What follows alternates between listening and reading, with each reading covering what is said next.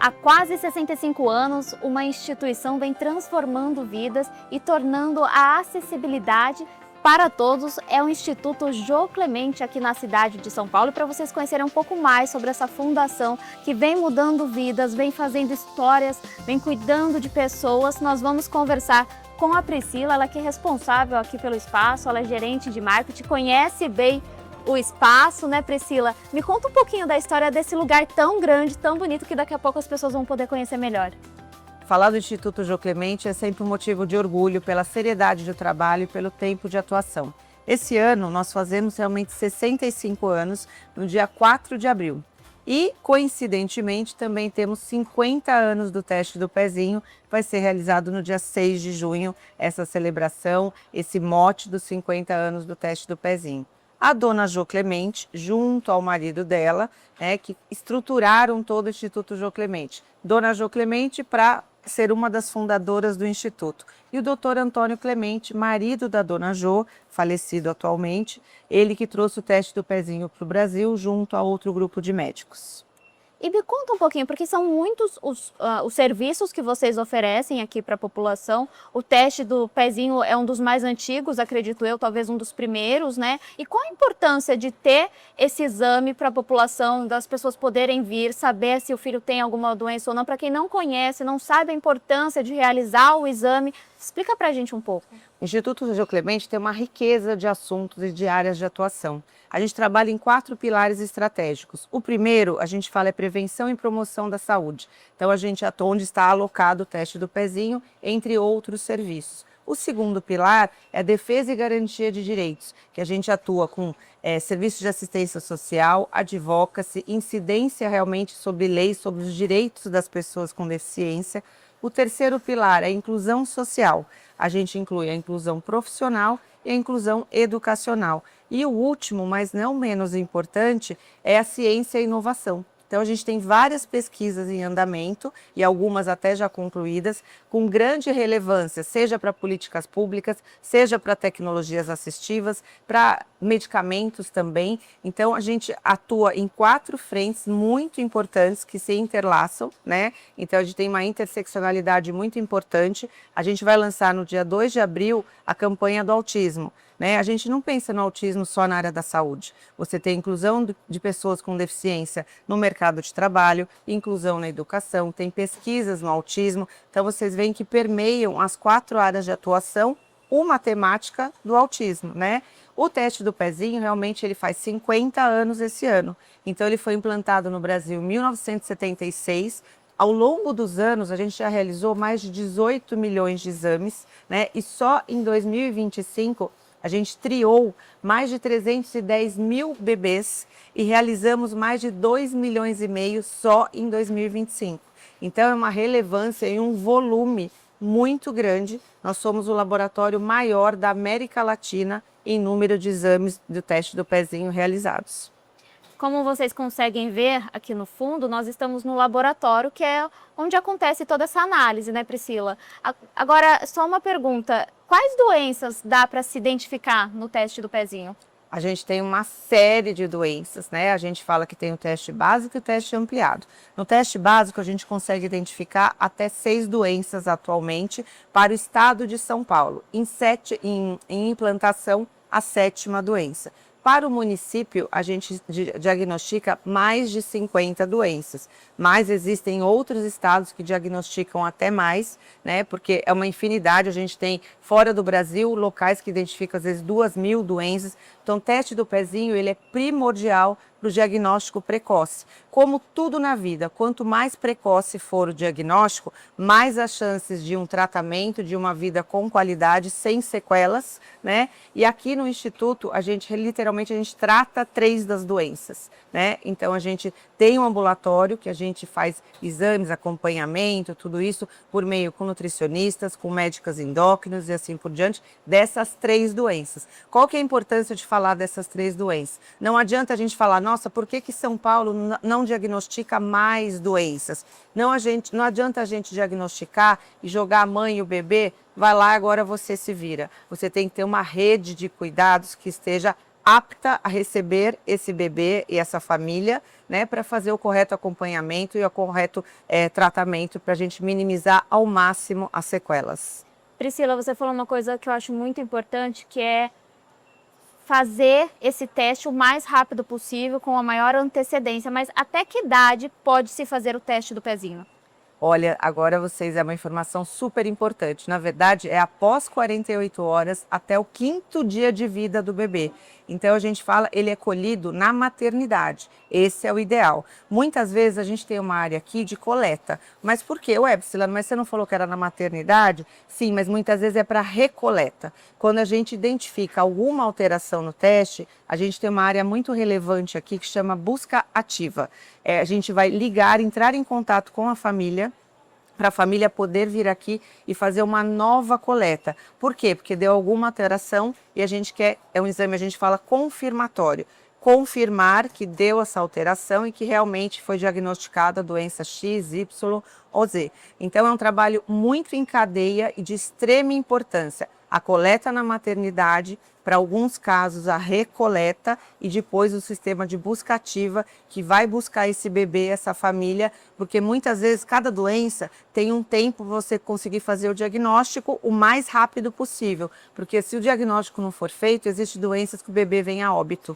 Então a gente sabe a importância que tem da rapidez do diagnóstico quando precisa ser feita a recoleta, que eu reforço, o exame ele é feito na maternidade, após 48 horas de vida até o 5º dia de vida. Essa é a janela ideal para a coleta do teste do pezinho. Os DNA do IJC é diagnóstico precoce e inclusão. Então dá para resumir nessas duas palavras. Dentro dos nossos pilares estratégicos, a gente fala que a gente atende do nascimento até a longevidade, permeando todas as fases da vida e com vários serviços nessa temática do nascimento até a longevidade. Priscila, agora você falou que muitas crianças já passaram por aqui, né? Fizeram o exame. Quantas, assim, delas acabam fazendo todo o acompanhamento por aqui? Porque vocês têm várias áreas, como você falou, mas tem crianças que acabam retornando porque descobriu alguma doença e continua vindo para fazer esse acompanhamento? Sim, como eu falei, a gente trata aqui 3 das 50 doenças diagnosticadas quando é o caso, né? E a gente acompanha realmente 3 dessas doenças. Então a gente tem crianças que começam com a gente bebezinho e vão até 12, 14, 17, porque cada caso é um caso, né? A gente tem a área da longevidade, que temos hoje em dia idosos acima de 60 a 65 anos que estão com a gente e que a gente trabalha com a área da longevidade, além da área do teste do pezinho, além da inclusão profissional, da educacional e todos aqueles serviços que eu falei no início. Aqui o serviço, ele é tanto para o SUS quanto particular ou ele é mais voltado para o SUS? Ele é mais voltado para o SUS em número de atendimentos, mas sim, a gente tem atendimento particular e por convênio, né? Então isso é muito importante para uma organização social, porque um mito que a gente fala é: a organização social não tem bons profissionais porque só atende SUS e parece que SUS atrela a não bons profissionais. Pelo contrário, nós somos vanguarda nas nossas áreas de atuação e a gente sim tem atendimentos privados que ajudam a fazer a roda girar para a gente propiciar cada vez mais o atendimento de qualidade SUS. E muita gente pergunta: nossa, mas vocês são tão bem estruturados, está tudo arrumado, tudo pintado. Realmente, a gente preza demais o bom atendimento, a qualidade, a limpeza, a estrutura técnica, a estrutura profissional, para a gente oferecer, não tem problema, pelo contrário, né, não é porque é SUS, não, temos todos os mesmos direitos de bons atendimentos, de diagnósticos com qualidade e de profissionais tão bons quanto na rede pública e privada. Então sim, a gente atende privado e particular, e o privado é de extrema importância, privado eu falo particular e convênio, que nos ajuda a fazer a roda girar para a gente propiciar cada vez mais o atendimento sem custo para a população, que é via SUS. É uma relação que acaba sendo benéfica para todos, né? Mas eu acho muito importante isso que você falou sobre a importância do SUS, porque às vezes as pessoas elas não valorizam um sistema tão importante que a gente tem, como o próprio nome já diz, ele é único, né?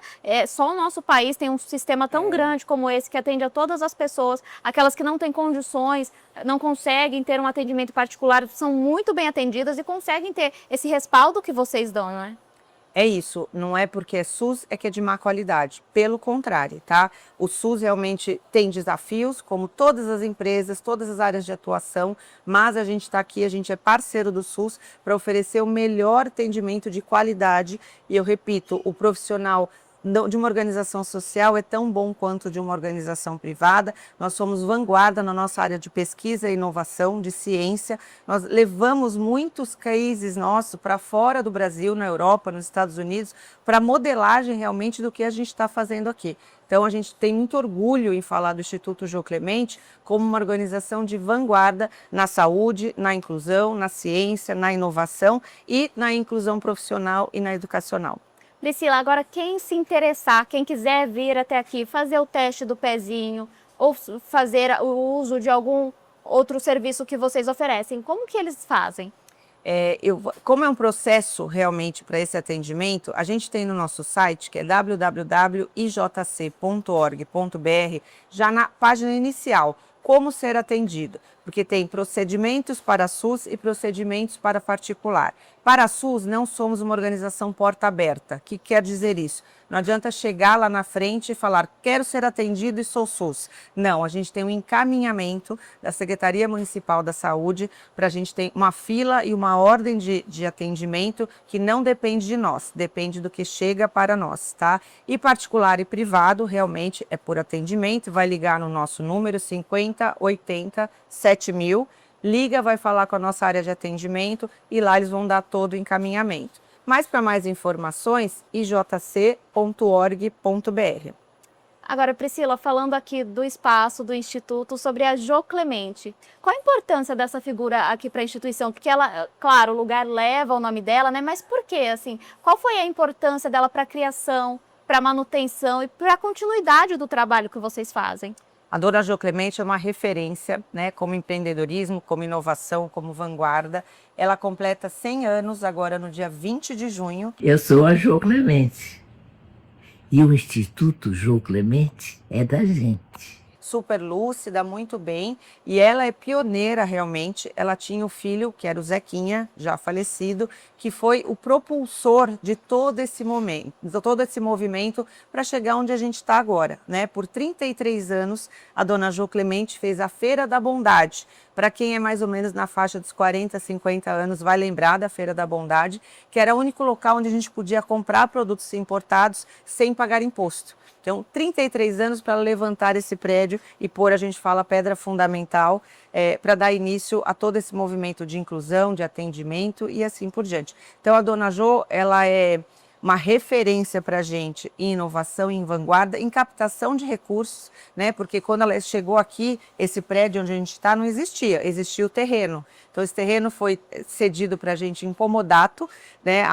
Há 65 anos e falaram, olha, a gente está no terreno, agora a senhora vai ter que construir o prédio, né? Até com um desafio aí para construir o prédio. Ela falou, pode deixar que a gente vai construir esse prédio. 33 anos trabalhando, arrecadando recursos para colocar esse prédio em pé.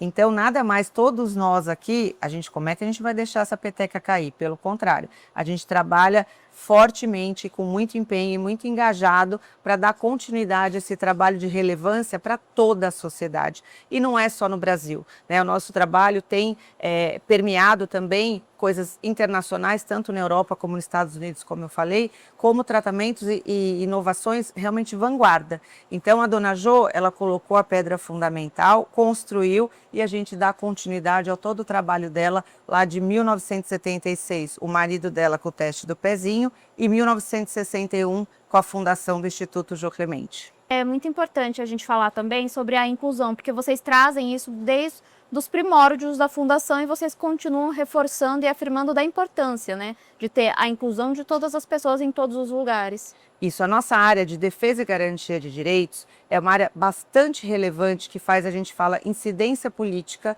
sobre legislações para garantir os direitos das pessoas com deficiência. Não tem como a gente falar de inclusão sem falar de direitos, né? Então, a área de direitos, a gente tem a área do advocacy, que atua efetivamente sobre legislação. A gente tem os autodefensores, que é um grupo de pessoas com deficiência, mais de 30 pessoas, que são capacitados para realmente ocupar os espaços em comitês, em políticas públicas, em cargos públicos, porque não tem mais aquela expressão que a gente usava erroneamente de dar voz às pessoas. Não, elas têm o direito delas de participar e ocupar o espaço delas, para defenderem os direitos que nada melhor eles falarem. Muitas vezes você fala assim, quem vai no Congresso Nacional falar é um executivo X. Não, no Instituto quem vai é o autodefensor e a pessoa com deficiência, porque nada melhor dele falar da condição e das dificuldades e desafios que ele vive no dia a dia. Então a gente tem dentro de casa esses autodefensores que até nos calibram e nos permeiam para a gente tomar as melhores decisões, porque quem não tem deficiência nem sempre tem a visão do lado da pessoa que tem a deficiência.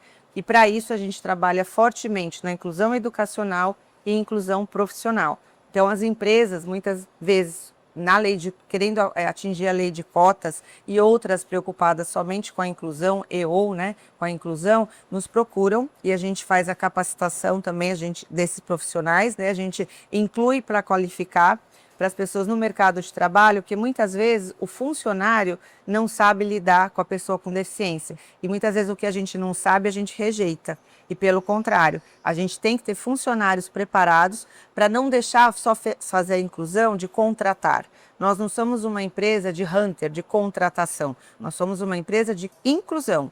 Então a gente vai colocar no mercado de trabalho, acompanhar, obter performance. Hoje a gente tem 93% de taxa de retenção nas empresas de inclusão profissional. Então é um número de turnover que realmente é muito diferenciado, né? Mas por quê? Porque as pessoas com deficiência são altamente engajadas pela oportunidade que lhes foi dada, né? Já na inclusão educacional, a gente recebe estudantes da Secretaria Municipal da Educação, que fazem o atendimento educacional especializado aqui. E o que é? Nós somos uma escola? Não. Nós fazemos atividades e desenvolvemos algumas terapias para as crianças poderem conseguir acompanhar a escola regular, né? Então isso é importante falar. A gente não vai entrar com conteúdo de história, de matemática, de português. A gente vai fazer atividades para que eles consigam acompanhar a escola regular para propiciar a inclusão. Então, a gente tem toda a parte teórica de defesa de legislação e a parte da inclusão na prática, que é nas empresas, na educação, na saúde. Por isso que no início eu comecei a falar que a gente tem as interseccionalidades. Não tem como a gente falar de autismo, de deficiência intelectual, só na área de saúde ou só na área de inclusão profissional. As atividades se permeiam.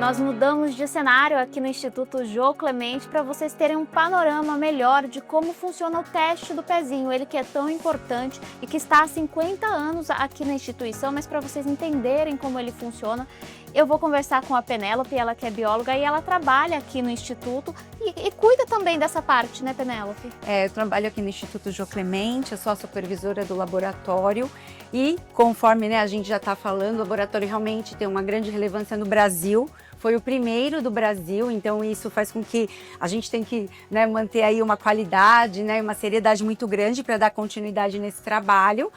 Nós fazemos os testes do pezinho para o SUS, e são as 6 doenças e implantação ainda temos mais uma por enquanto. Então, essas doenças, algumas são tratadas aqui, São elas a fenilcetonúria, o hipotireoidismo congênito e a biotinidase. Todas essas doenças, que são 3, mas na verdade o SUS faz 6 e já está indo para 7 para o estado de São Paulo, elas são tratadas e são desculpe, é tratada durante toda a vida da criança, tá? Assim, não é aquele tratamento que você para e vai embora, tá? Então ela tem que dar continuidade nos tratamentos. São tratamentos que eu considero tranquilos de fazer, porém tem que fazer, porque senão ele pode vir a ter sequelas dessa doença. Então aqui nós fazemos o tratamento dessas 3 em especial. E as outras nós temos centros de referências que recebem essas crianças e dão continuidade no tratamento. Quais são essas doenças? Hipotireoidismo congênito, fenilcetonúria, biotinidase, hiperplasia adrenal congênita, e fibrose cística, a toxoplasmose está em implementação e, deixa eu ver, tá faltando mais um, me esqueci. Não tem problema, mas como Peraí. essas doenças afetam a criança ou a pessoa adulta Sim, como um todo? vou falar da mais simples, que é a mais frequente no nosso, na verdade no mundo, tá? Não só aqui no Brasil, mas é a mais simples de tratar, que é o hipotireoidismo congênito. Ela é detectada aqui no laboratório, a criança coleta na maternidade, ela tem que vir rapidamente para o laboratório, né, essa amostra, então ela vem via correio, via motoboy, depende muito, né, onde fica esta maternidade. Ela chega aqui, a gente corre contra o tempo. Então nós já preparamos essa amostra, né, nós já inserimos elas nas máquinas e o resultado sai. Caso tenha alguma alteração, a nossa buscativa entra em contato com essa mãe para ela vir aqui, né, e iniciar o tratamento. O tratamento é um medicamento, tá? E se ela não fizer esse tratamento, a criança sim pode vir a ter uma deficiência intelectual, entre outras sequelas. Então é muito sério, porém é simples, né? Vindo aqui, fazendo esse tratamento, a criança fica bem para o resto da vida, mas tem que manter o tratamento conforme orientação médica. E essa doença também é detectada no exame do pezinho? Chama hipotireoidismo congênito. E quanto tempo demora para fazer esses exames? Existe um tempo específico para cada doença ou o resultado já sai direto, todas as doenças que pode ter ou Tá. não? A coleta é feita entre 48 horas, que são 2 dias de vida, até 5 dias de vida, tá?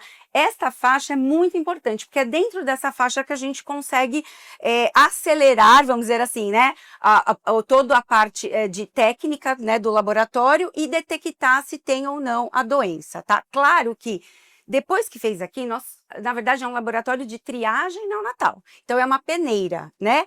Quem ficar nessa peneira que vai ter que ser analisado e vamos ter que fazer alguns exames confirmatórios, tá? Mas a gente sempre corre contra o tempo, né? O SUS, ele recebe o resultado, a gente consegue liberar em 7 dias. Mas quando essa criança, a gente percebe que tem uma alteração, realmente, a gente já faz a buscativa dela. Então, em 28, 30 dias, a gente já procura estar com essa criança aqui, novamente, fazer tratamento, iniciar um tratamento, né? Já fez os exames confirmatórios, então a gente sempre está correndo contra o tempo. Penélope, agora existe esse maquinário aqui atrás da gente, eu queria que você me explicasse um pouquinho como que eles funcionam e qual a importância deles para a detecção dessas doenças. Hoje, o cenário tecnológico está muito avançado, né?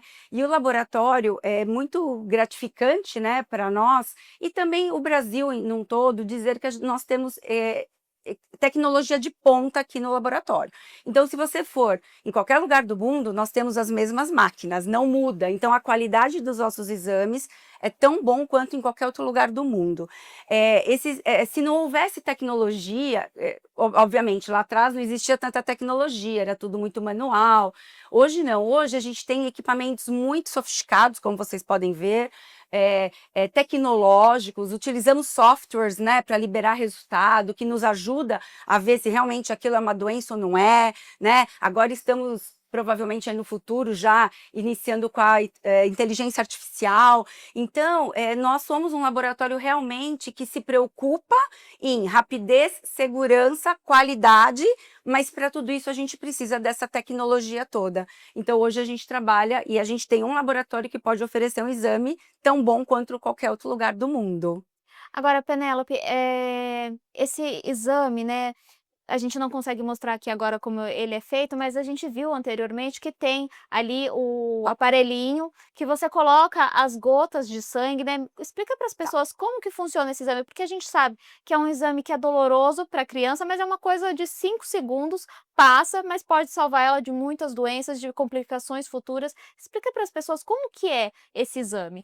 Esse exame ele é coletado em um papel que nós chamamos de papel filtro. Esse papel filtro, gente, não é qualquer papel, tá? É um papel produzido com algodão, entre outros artefatos, mas algodão. Este papel, ele recebe uma gotinha do sangue do calcanhar do bebê. Por que o calcanhar do bebê? Por ser menos doloroso e ter uma boa irrigação. Então, toda a maternidade, quando vai coletar o teste do pezinho, não coleta como todo mundo, na veia, coleta no pezinho do bebê, por isso que chama teste do pezinho. E aí é colocada essa amostra, essas gotas de sangue nesse papel filtro, que já tem endereçado ali o nome da mãe, né, de quem é aquele papel filtro. Aí ele vem para o laboratório. Aqui no laboratório nós fazemos, a gente chama aqui de picote, né, mas na verdade é uma bolinha de 3,2 milímetros, onde desta bolinha a gente pode detectar todas essas patologias, essas doenças que a gente está falando, tá? Então é um exame simples, não é doloroso assim, por quê? Porque o bebê ainda tem o calcanhar bem fininho, então pode, com certeza vai arder, né? Mas não é nada doloroso e o benefício que ele vai ter lá na frente é assim, maravilhoso, né? Então eu acho que vale muito a pena as mães que estão grávidas irem atrás, entender como funciona, entrar no nosso site, estudar um pouquinho, que o SUS oferece o teste do pezinho básico e o particular, o expandido. Mas também aqui na prefeitura, né, no município de São Paulo, nós temos um teste do pezinho expandido. Qual que é a diferença dos exames?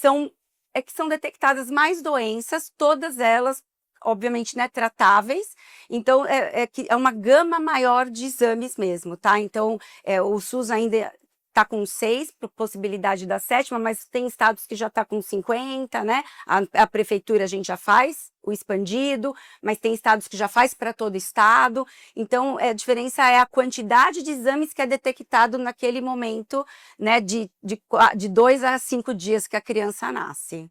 Eu acho que uma preocupação que deve ficar para os pais, né, e você entende, sabe explicar, mas existe a possibilidade de não ser detectado ou por algum motivo, talvez genético, não aparecer no exame ou não tem essa possibilidade?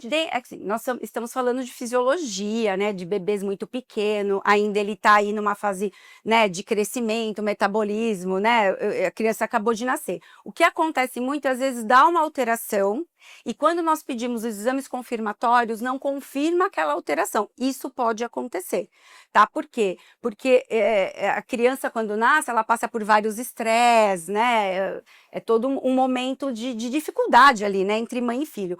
Mas não existe, assim, a possibilidade de não ter a doença é que o médico tem que entender o que ele está pedindo, né? Porque às vezes a mãe vai conversar com o pediatra, o que eu peço, qual teste eu faço, se faço expandido ou não.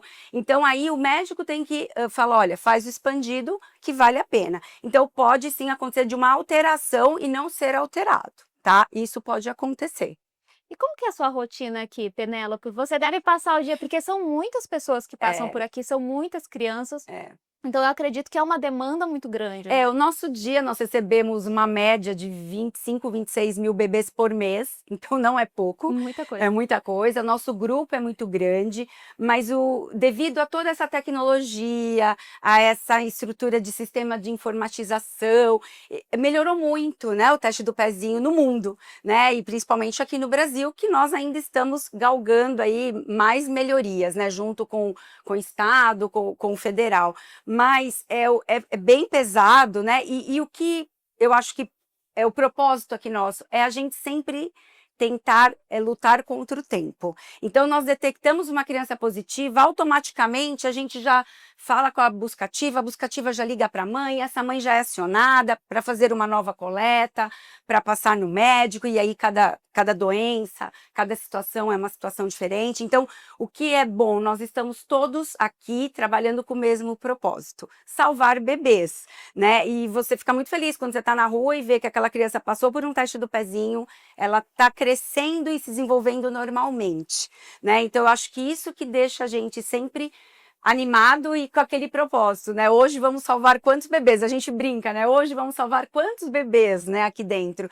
E o grupo, né, tem essa consciência. Então eu acho que o grupo do JC, o grupo do laboratório, né? Então a gente está sempre trabalhando contra o tempo, né? Então é um trabalho árduo, é um trabalho movimentado, né? Bem assim, muitas pessoas que vêm aqui fazer coleta, às vezes uma recoleta, às vezes um teste confirmatório. Trabalhamos também com testes genéticos, né? Que oferece testes genéticos para a prefeitura, né? Então a gente tem assim realmente um trabalho que a gente quer só levar melhoria, né, da qualidade de vida para o bebê, detectando essas doenças da melhor forma, com a melhor qualidade, com segurança, né? Eu acho que é esse o nosso propósito aqui dentro. E é um trabalho feito em equipe, né? Eu Em acho que é equipe. muito do que você falou, porque começa desde ali da pessoa que recebe essas pessoas, que tem todo o cuidado, todo o acolhimento de conversar, de explicar como funciona, da importância do espaço, de vir até aqui, até vocês no laboratório, para o que vem na sequência de atender essas crianças e mostrar os próximos passos para os pais de como atender melhor, né? É, exato. Eu acho que aqui a gente sempre preza pelo atendimento humanizado, porque eu já fui mãe, né, e uma mãe que está grávida, que tem aquele filho e sabe, né, que muitas pode acontecer de dar uma alteração, então ela tem que ser acolhida, né? Então acho que é isso que a gente faz aqui e eu vejo que a gente tenta fazer o melhor, é acolher essa mãe, mostrar para ela, fazê-la entender que aquilo pode dar alterado, mas tem tratamento. Nós temos aqui uma equipe de médicos, né, endocrinologistas, temos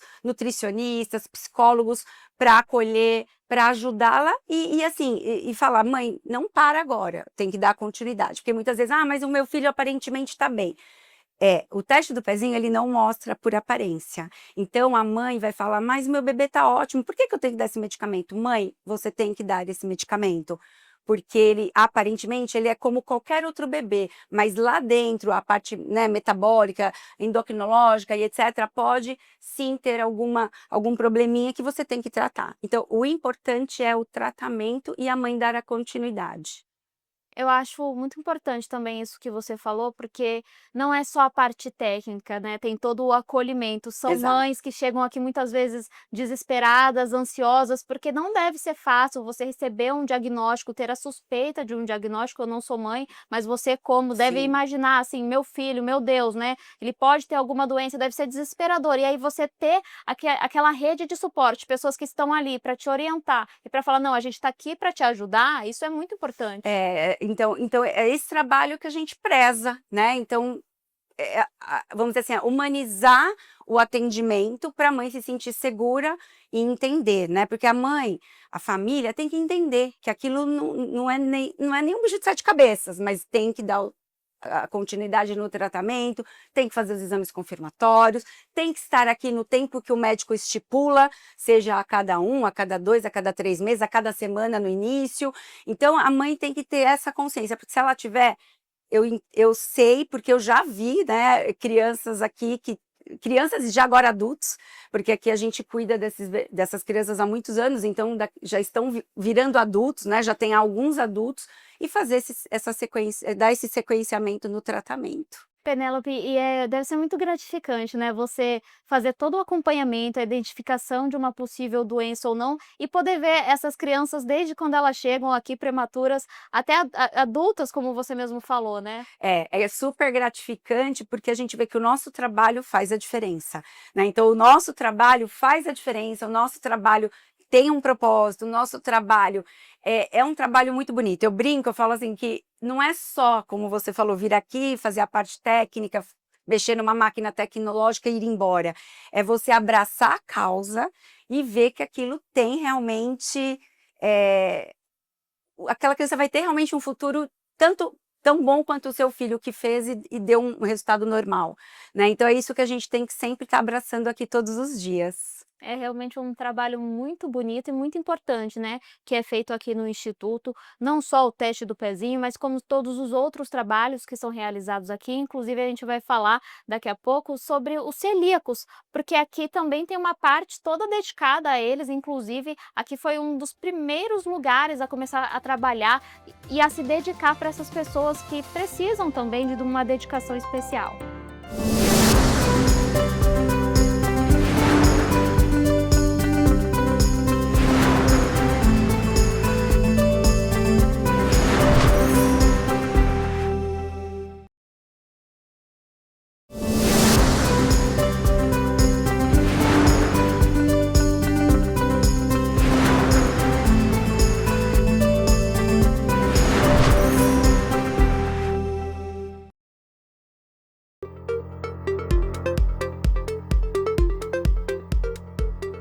Nós falamos de saúde, falamos da importância do teste do pezinho, mas nós também vamos falar sobre outro item que é muito importante aqui na casa, que é o voluntariado, não só aqui dentro, mas também em empresas. E para falar um pouco melhor sobre esse trabalho tão bonito que acontece aqui, nós vamos conversar com a Silvana, ela que é responsável por esse departamento. Silvana, conta pra gente um pouquinho como que é esse trabalho que acontece aqui dos voluntários.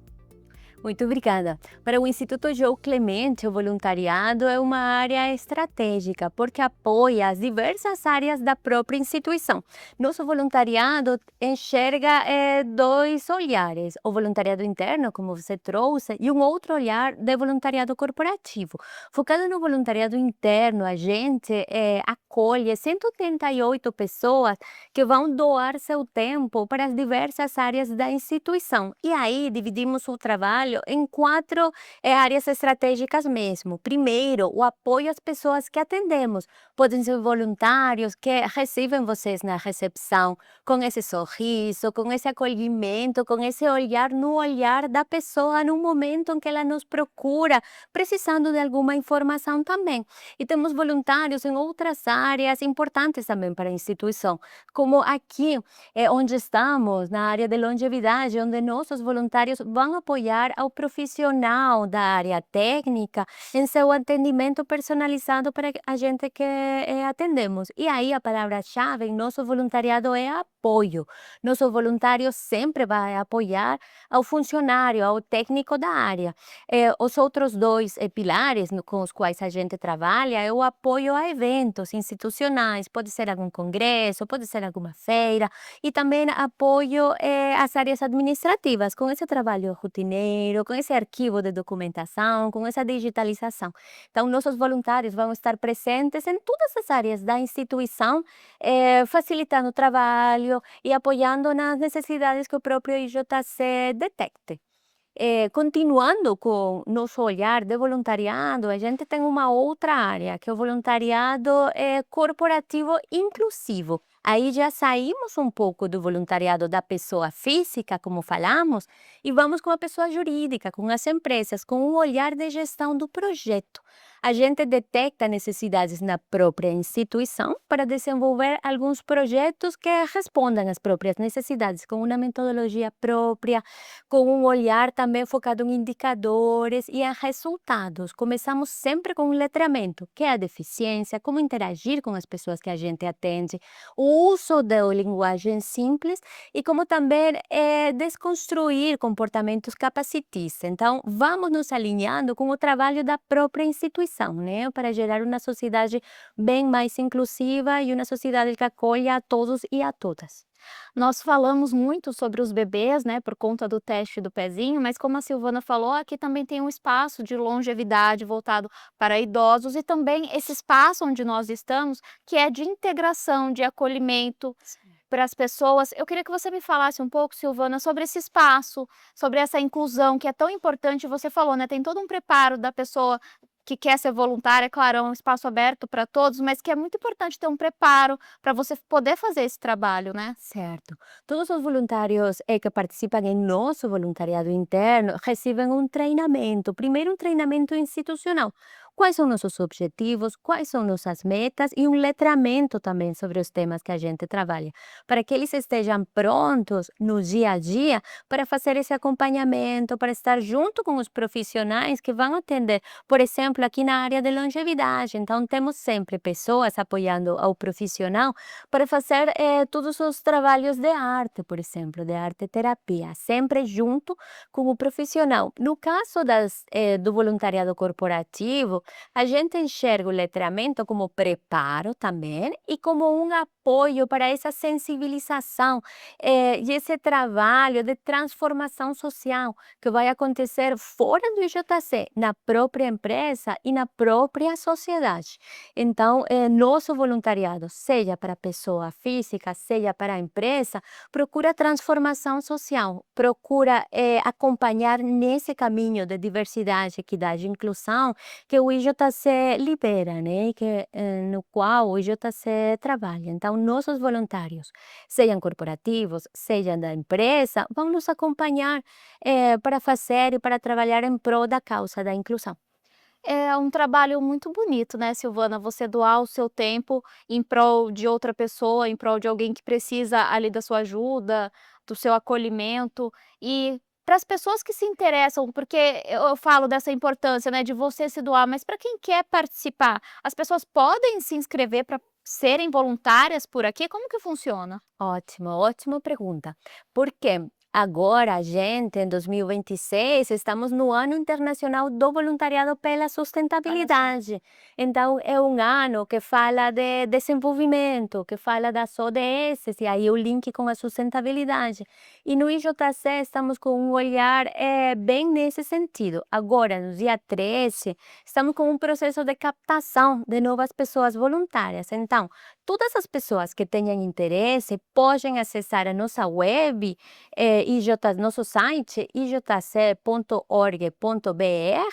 procurar a área de voluntariado e preencher o formulário. A gente entrará em contato com as pessoas para ter uma primeira reunião online nesta sexta, dia 13, ou na próxima segunda-feira, para alinhar, para comentar o que a gente faz, o que a gente procura no voluntário, que é doação de tempo, é doação de conhecimento, é um compromisso, porque o voluntariado também é compromisso, é doar tempo e entender que o tempo doado é super importante para a instituição, que a gente está contando com esse tempo e com o trabalho, né, do próprio voluntário. Então, para as pessoas interessadas, é bem isso, nos procurem no site, podem nos escrever também para voluntários@ijc.org.br, compartilhando o interesse que a gente responderá e entrará em contato com eles ou elas. Existe algum requisito para quem quer participar? De idade mínima? Certo. A gente temos um voluntariado formal, com assinatura de termo de voluntariado mesmo, bem em cumprimento com a lei do voluntariado. Então, estamos procurando voluntários, pessoas de mais de 18 anos até Até não conseguir. tem limite. Nossa voluntária com mais idade tem 92 anos. Olha só. Então, o voluntariado procura isso, né? Compromisso nas pessoas, independentemente da idade, do gênero, dos estudos. Então, a única regra é que tenham mais de 18 anos. Porém, nos adaptando também às necessidades das pessoas e às nossas próprias necessidades, estamos desenvolvendo um projeto piloto para acolher também a pessoas estudantes que tenham até menos de 18 anos. Este ano, provavelmente, vamos lançar isso, vamos conseguir captar a pessoas em época estudantil, né, que sejam em universidades, estudos técnicos e que possam nos apoiar em momentos pontuais, porque a gente está com bastante oportunidade para o pessoal fazer voluntariado e a gente entende que o voluntariado é uma ferramenta também de desenvolvimento e inclusão, então queremos aí convidar as pessoas a serem voluntárias, a serem cidadãos, né, da inclusão e nos apoiar a causa. Acho legal a gente falar também, né, Silvana, porque é um trabalho que você faz para o próximo, mas também é algo benéfico para você, porque você tem ali um convívio com pessoas diferentes, você aprende sobre doenças, você aprende sobre diversidade, você aprende sobre que existem diversas pessoas, né, não é todo mundo igual, então você tem ali um convívio. Acho que é importante para as pessoas terem essa oportunidade de poder ter esse trabalho de doação, né. Está demonstrado já, e tem vários estudos nacionais e internacionais, onde é falado que o voluntariado, realizar atividades de voluntariado, traz bem-estar e saúde, né? Traz maior felicidade, traz um senso de pertencimento. Então, também apoia, às vezes, o sentimento de solidão das pessoas, porque aqui vai ter isso, companhia, treinamento e bastante aprendizado no tema da inclusão e em outros vários temas. A gente procura e desenvolve espaços de acolhimento para o próprio voluntário também. Então, temos reuniões que vai gerar esse momento de convívio, de troca, de parceria mesmo internamente. Então, a gente trabalha com isso também. Reconhecemos que o voluntariado impulsiona habilidades também, novas habilidades para o corporativo, para o voluntariado corporativo é muito importante, né? Desenvolvemos habilidades de trabalho em equipe, de comunicação, até de liderança. E para o voluntariado interno também. Muitos jovens nos procuram, porque agora também é avaliada de forma positiva num novo emprego, por exemplo. Incluir no currículo, no LinkedIn, que você traz e você faz voluntariado, traz diferença para o olhar da pessoa, da empresa que está procurando novos colaboradores. Porque é um trabalho muito importante, né, Silvana? Por mais que tenham os profissionais que são capacitados para fazer todo o trabalho daqui, eles precisam desse suporte. A demanda aqui é muito grande, né? Muitas pessoas passam por aqui e eu até conversei isso anteriormente, né? As famílias que vêm também precisam desse suporte, enquanto a criança ou adolescente está passando ali por uma consulta, por um atendimento, as famílias também precisam desse acolhimento, desse suporte. Pode ser um abraço, pode ser uma conversa, os próprios profissionais, né, com a demanda que tem aqui, que é muito grande. Certo, e o sorriso, né? E uma informação bem dada, até escutar sua família, que compartilha situações, já é um apoio mesmo e um acolhimento, né? E a gente, os voluntários, tem esse olhar pela pessoa, pelas famílias. A gente também está desenvolvendo atividades de voluntariado corporativo focada nas famílias, em alguns projetos específicos, como, por exemplo, o projeto Empreendi, que tem um olhar para as famílias e desenvolve habilidades de empreendedorismo. Então, temos mentorias específicas para apoiar nesse momento de treinamento, de formação para as próprias famílias. A gente acredita que o voluntariado está e precisa estar com todas as pessoas-chave para o IJC e em todos os momentos e áreas chaves também. E para as pessoas saberem, como que funciona o voluntariado aqui dentro, em quais áreas as pessoas atuam, no que elas ajudam? Os voluntários focados em atendimento de pessoas, por exemplo, estão nas recepções, no primeiro momento, no sorriso, na informação.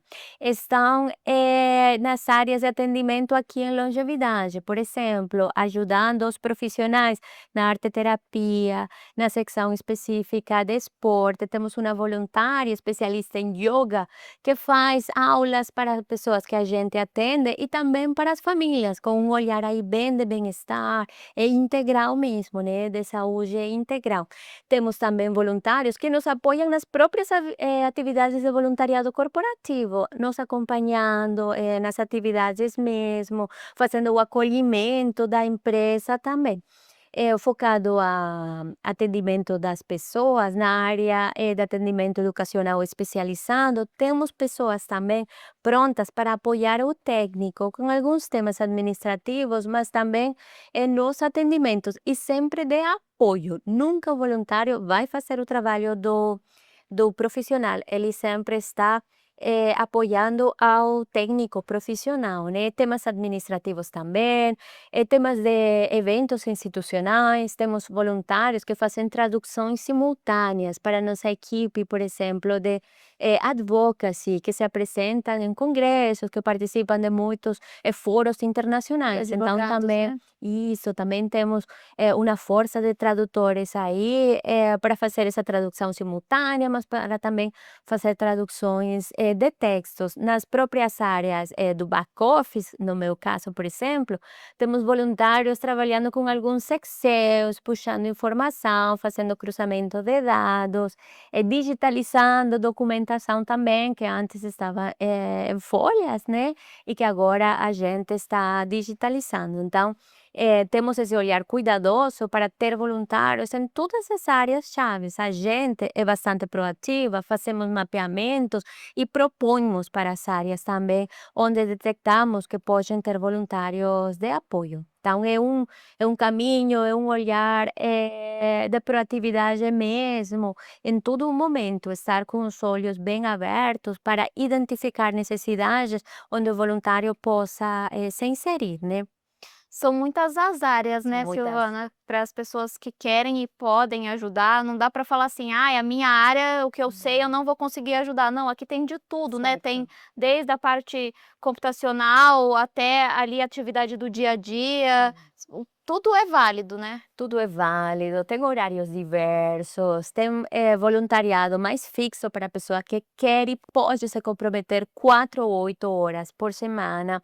Tem voluntariado também um pouco mais rápido para a pessoa que só pode doar horas num momento pontual. Tem voluntariado também para criar de momentos de palestra, por exemplo, de compartilhar conhecimento. Temos uma médica voluntária, especialista em saúde do sono, que na próxima semana vai vir a fazer uma palestra para as famílias, porque é importante ter esse cuidado com o tempo do sono, como pode impactar na vida. Então, tem vários espaços para que a pessoa possa desenvolver, possa praticar o voluntariado. É só vir aqui, nos procurar, compartilhar o conhecimento e a inquietude que a pessoa tenha e conseguimos acolher. Se não temos uma atividade neste momento, conseguimos criar até ou conseguimos orientar a pessoa como pode nos apoiar.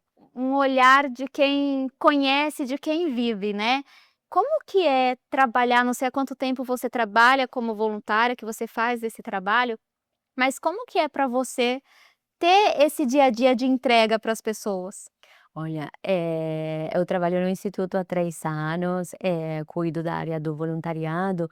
É um trabalho de muita entrega, né? São pessoas, mais de 180 pessoas vindo para aqui a se doar. Então, precisamos ter um olhar bem cuidadoso, bem de escuta também, porque, como eu falo, vocês doam o mais importante, que é a vida. Tempo é vida. Então, esse acolhimento, essa escuta e esse momento de diálogo permanente é bem importante para as áreas de voluntariado. Então, a gente sempre tem esse olhar bem cuidadoso com a pessoa, né? De cuidado, de olhar o que possam estar precisando, até às vezes de nos adiantarmos com a necessidade, né? Estamos reforçando os temas do treinamento, estamos reforçando momentos de convívio entre os próprios voluntários e entre a área, para escutar ainda mais, para corrigir alguns pontos que possam ter ficado para serem corrigidos, para melhorar. O voluntariado precisa ter um olhar bem profissional também, para melhorar no caminho, para continuar evoluindo, né? E eu acho que fica uma sensação, assim, de felicidade e de trabalho cumprido, né, porque Fica. é uma doação para o próximo, é um serviço a favor do próximo, dá essa alegria, não dá? Quando você chega em casa e fala assim: "Nossa, eu tirei um tempo do meu dia que eu poderia estar assistindo TV, poderia estar fazendo qualquer coisa, mas não, estou aqui doando meu tempo para uma pessoa que eu não conheço", que eu acho que é o mais legal, né, porque é muito fácil a gente se doar para quem a gente conhece, mas é muito difícil você tirar esse tempo para uma pessoa, para um desconhecido. É verdade, fica a satisfação, né, de saber que essa doação de tempo, de conhecimento impactou, gerou alguma mudança nas pessoas que a gente atende e na sociedade também. E é verdade, é o feedback que a gente recebe de nossos voluntários, né? O momento em que eles estão aqui, até algumas pessoas esquecem dos problemas do dia a dia, se doam, trazem sorrisos também e recebem muito carinho e muitos sorrisos. Então, voltar depois de algumas horas de voluntariado, traz essa satisfação. Eu fiz, eu me doei, eu consegui por algumas horas olhar no outro, né? E isso vai trazendo essa sensação de produtividade também, essa satisfação de bem-estar e de gerar mudanças com a sociedade, né? Mas ainda nestes momentos que temos conflitos sociais, internacionais, e nacionais também, traz um momento de felicidade mesmo, né? Por ajudar e por conseguir que o outro se sinta acolhido também. E nós latinos somos pessoas acolhedoras, né, eu acho que a gente tem muito disso, de receber, de ser receptivo, de ter o abraço acolhedor, de ter esse contato, né. Temos, temos. E o brasileiro tem muito, né? A gente vê nos voluntários essa vontade de estar sempre apoiando mais, sempre perguntando para a gente o que a mais podemos fazer, como conseguimos colaborar ainda mais. Então, se sente esse calor, essa solidariedade pelo outro, pela instituição também. Muitas pessoas já passaram por aqui, eu sei que você tem uma história longa, mas teve algum caso, alguma história que te marcou no trabalho como voluntária?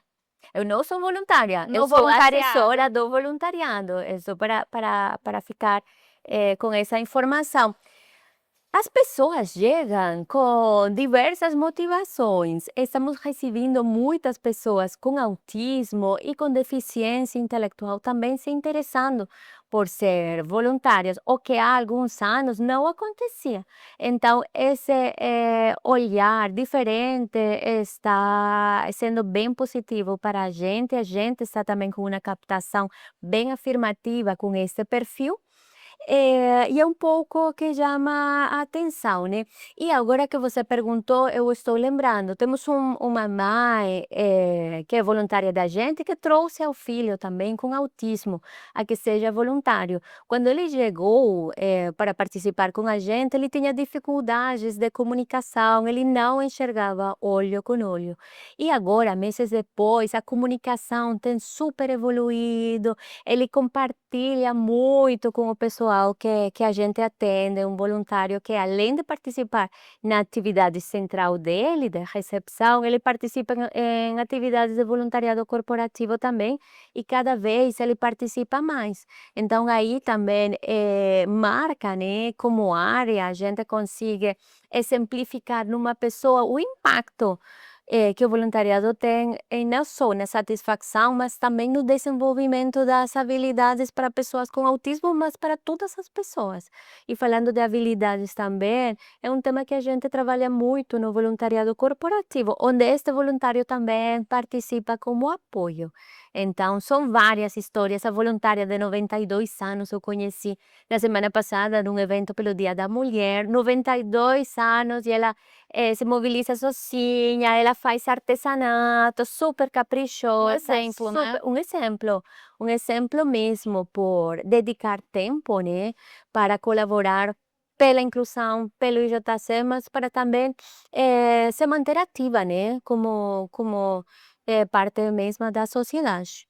E não tem presente maior do que esse, né, Silvana, porque você vê, você acompanhar uma pessoa, uma criança que chega aqui, que não consegue ter esse contato do olho no olho, que tem dificuldade, você vê ela se desenvolvendo e saber que você fez parte de alguma forma desse desenvolvimento.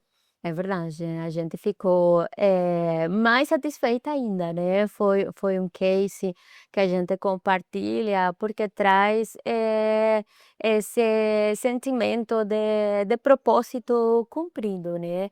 E a gente, com esse olhar, estamos abrindo ainda para a captação afirmativa de pessoas com deficiência intelectual, autismo, doenças raras que queiram ser voluntários do Instituto. A gente convida todas as pessoas a formar parte do IJC, a ser voluntários com a gente.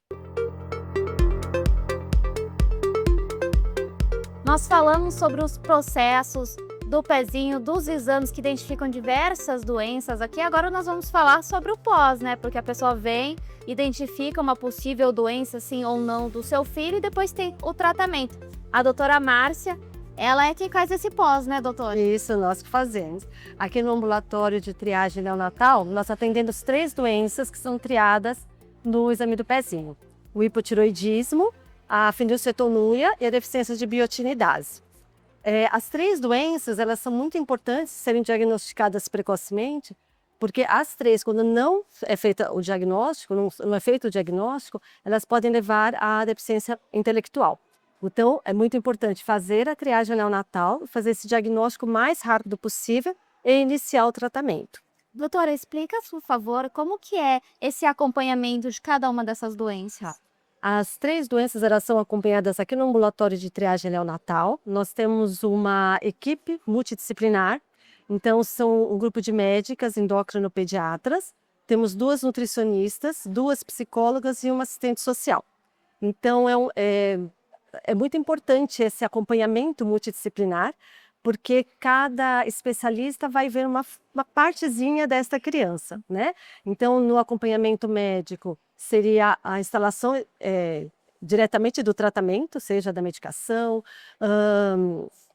do uso da fórmula, da avaliação clínica desse paciente, a nutricionista especificamente para fenilcetonúria, que faz a orientação da dieta, que é uma dieta restritiva, restrita em proteína, e as psicólogas para avaliação do desenvolvimento motor, psicomotor, neuropsicomotor dessas crianças. E como que é essa doença? Tem toda uma alimentação específica, inclusive a gente vai mostrar para vocês, porque tem um espaço aqui, né, que faz toda uma produção, porque não é todo alimento que a criança pode comer. Explica para as pessoas como que é. Então, falando especificamente da fenilcetonúria, é um erro inato do metabolismo, em que essas crianças, o tratamento, ele se baseia em uma dieta de restrição proteica. Então, ela faz o uso dessa restrição proteica, que é orientado pela nutricionista, e aí, em contrapartida, ela tem que usar uma fórmula que é rica de todos os nutrientes que não entram nessa alimentação. E aí, aqui no Instituto João Clemente, a gente tem um setor, que é a Divina Dieta, em que já tem muitos anos esse setor, e se desenvolveu vários produtos, vários tipos de produtos, que são específicos para a fenilcetonúria. São alimentos hipoproteicos, em que as crianças podem fazer uso dessa alimentação e podem ajudar, inclusive, na socialização deles. Então, por exemplo, na época da Páscoa, tem o ovo de Páscoa, né, específico para os pacientes com fenilcetonúria, que é pobre em proteína, né, com uma restrição de proteica. No Natal tem o panetone, que também, ou outros alimentos específicos da época, né, em que eles podem, dessa forma, também socializar. Então, tem venda de alimentos em que eles podem também levar, por exemplo, uma festinha de aniversário, em que eles podem participar da festinha, mas ingerindo alimentos que eles que é permitido para eles. Além do exame do pezinho, essas 3 doenças, elas conseguem ser detectadas de outras formas ou tem que ser pelo exame? O ideal seria pelo exame do pezinho, porque o exame do pezinho ele vai triar as crianças nas primeiras horas de vida da criança, né? A coleta é feita nas primeiras 48 horas de vida da criança, e esse diagnóstico ele vai ser feito muito rapidamente, entre a primeira e segunda semanas de vida. E esse é o segredo, é fazer o diagnóstico rápido para início do tratamento o mais rápido possível, evitando principalmente a deficiência intelectual. Há outras formas de se fazer diagnóstico, ou outros momentos? Sim, mas aí a gente tira o objetivo, porque a criança já pode ter alguma sequela, se for feito tardiamente o diagnóstico. A gente falou ao longo desse programa muito sobre a importância, né, do teste do pezinho. Nós falamos com a representante daqui, nós falamos com a bióloga, mas acho que também é importante, válido, você como médica falar para as mães, né, a importância de fazer esse exame, de ter aí um diagnóstico precoce para evitar problemas maiores futuros. Sim, sim. O exame do pezinho ele é fundamental. Toda criança ela tem o direito de receber o exame do pezinho na maternidade, e se não for coletado na maternidade, na UBS, mas dentro no máximo, dentro dos primeiros 5 dias de vida dessa criança, na maternidade a gente consegue fazer a coleta antes, e a gente vai estar realmente salvando vidas. A gente está evitando, né, a partir do momento que a gente faz o exame do pezinho, a gente diagnostica precocemente, a gente permite levar essa criança no ambulatório para poder iniciar o tratamento precocemente. E a gente vai estar garantindo o desenvolvimento dessa criança. Doutora, como que é para você que trabalha aqui, que lida com essas crianças, né? Nós conversamos com a Penélope, ela falou sobre essa gratidão de poder acompanhar crianças que chegam aqui tão pequenas e você vê todo o desenvolvimento. Como que é para você que lida, né, diretamente com elas? Para mim é um grande prazer, é uma resposta muito grande daquilo que eu escolhi, né, que ser médica. E eu segui um caminho dentro da triagem neonatal que para mim é uma grande satisfação. E é como você falou, a gente acaba recebendo as crianças recém-nascidas, né, bebês, e a gente tem esse privilégio de acompanhá-las no decorrer da vida. E vê-las normais, né, com desenvolvimento normal, e fazendo tudo que qualquer um de nós faz, e podendo estudar, ir para a faculdade, ou criar sua própria família, ter filhos, ou seja, ter um desenvolvimento normal, trabalhar, né, é uma satisfação enorme, porque é um retorno ao nosso trabalho. Quero agradecer a doutora, é isso, né, gente? É um exame muito importante, o espaço como um todo aqui, né, o Instituto João Clemente é um espaço muito importante, não só para a cidade de São Paulo, mas para a sociedade como um todo, porque oferece muitos exames, muitas possibilidades para você, mãe, trazer seu filho, descobrir uma possível doença o mais rápido possível, para que ele tenha aí, como a doutora disse, um futuro brilhante, um futuro normal, que ele possa viver feliz e bem.